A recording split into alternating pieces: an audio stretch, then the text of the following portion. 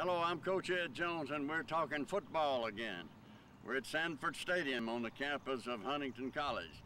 I started football only 10 years ago. It's been a long time. I was here for one semester on the first basketball team back in 1969. But I wanted to tell you that a lot of teams are finishing up their spring training this week and some next week. But I'm going to be at Auburn this coming Saturday on the 20th of April to see what the Auburn Tigers look like. I'm more interested in the defense that Ellis Johnson is putting together than I am so much the offense, because I've seen the offense that Gus Malzahn does so well. But in the meantime, I wanted to just refresh some memories. Everybody walk down memory lane with me for a moment and talk about some of the greatest coaches in the country. Well, in my opinion, Knute Rockne had to be the greatest coach of all time. His winning record and his short career are uncomparable. He was a figure that you measure all coaches against. And of course, he was the Notre Dame coach who was killed in a airplane crash, along about in the 1930s, and but he didn't get to finish his career. Now there's some other names: Pop Warner, Amos Alonzo Stagg, John Heisman. All those were good coaches, but they didn't have the winning record percentage that Knute Rockne did. And then there was the great Frank Leahy right after the war.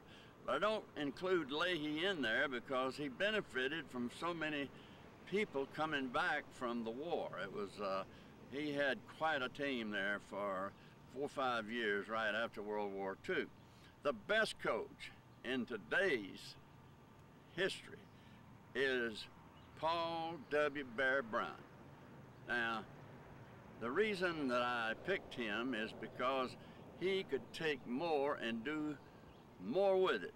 He could take less and do more with it than any coach that I've ever seen. In fact, his good friend Jake Gaither down at Florida A&M said that he could whip yourn with his'n or his'n with yourn. And that was the truth. He was as good as there ever was. Coach Bobby Dodd at Georgia Tech said if Bear we could coach him during the week and let him coach him on Saturday, he'd never lose. So I'm taking Coach Paul Bear Bryant as the best there is. And then number 2, I'm going to go with Bud Wilkinson. A lot of people have forgotten Bud Wilkinson because he ran for the Senate and he lost. But he won 54 straight games at Oklahoma, and then he came back and won 47 straight games at Oklahoma. That's hard to do. And then the third guy is Joe Paterno, warts and all. I think history will be very kind to Joe Paterno. He was one great coach, no matter what the criminal activity of his assistant coach was. And then you got Bobby Bowden. What a character, and his record speaks for itself at Florida State and at Samford University in Birmingham. He was one of the great coaches of all time and one of the greatest interviews of all time. And number 4, I'm putting down Ralph Shug Jordan at Auburn, who won 176 games at Auburn, his alma mater. I will predict that no one will ever win 176 games at Auburn ever again, and that's quite a feat. He was the best coach in the South other than Bear, and he had to coach against Bear Bryant in the state of Alabama.